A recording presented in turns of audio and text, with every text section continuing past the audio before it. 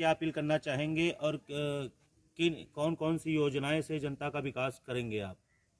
भाई सबसे पहले तो मैं बीकेटी बख्शी तालाब विधानसभा के जो हमारे वोटर हैं, जो निवासी हैं, उन सब का मैं पहले से धन्यवाद देता हूं कि चुनाव प्रचार के दौरान लगभग 1 साल से उनके बीच में मैं हूं।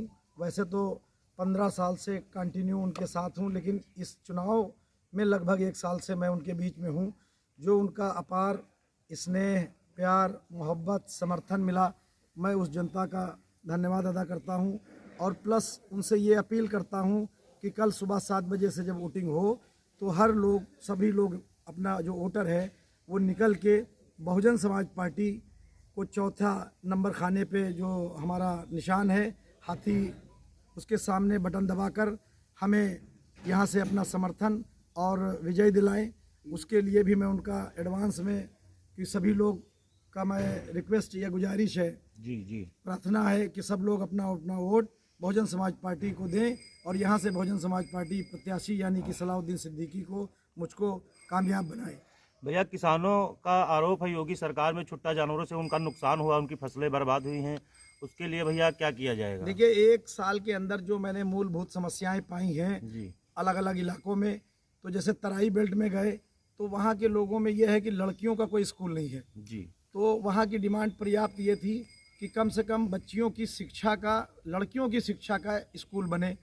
तो मैंने उनसे कहा अगर मेरी सरकार बनती है, मैं विधायक बनता हूँ, तो इस समस्या का निस्तारण होगा। लड़कियों की कम से कम इंटर कॉलेज की व्यवस्था बीकेटी विधानसभा में कराई जाएगी, बनाया जाएगा। दूसरा, एक समस्या आई कि जो बच्चों का इलाज, बच्चे बीमार होते हैं तो उनको लेके लखनऊ भागना पड़ता है, कोई बच्चों का स्वास्थ्य केंद्र यहाँ पे बीकेटी में नहीं है। तो वो समस्या आई कि बच्चों के इलाज की समस्या है। तो मैंने वो भी चीज़ें देखी, वो भी मेरे ध्यान में है कि सरकार बनती है, मैं विधायक बनता हूँ, तो बच्चों के इलाज के लिए कोई स्वास्थ्य केंद्र बख्शी तालाब में बनाया जाए। तीसरा, यहाँ पे शहर से लगा क्षेत्र है, इसमें बीकेटी में शहर का हिस्सा बहुत थोड़ा आता है और देहात का ज़्यादा आता है। यहाँ साग सब्जी लोग उगाते हैं, क्योंकि वो साग सब्जी उनको बेचने के लिए अच्छी यहाँ कोई मंडी नहीं है। तो किसानों के लिए मेरी प्राथमिकता यही होगी कि हम एक मंडी का निर्माण कराएं।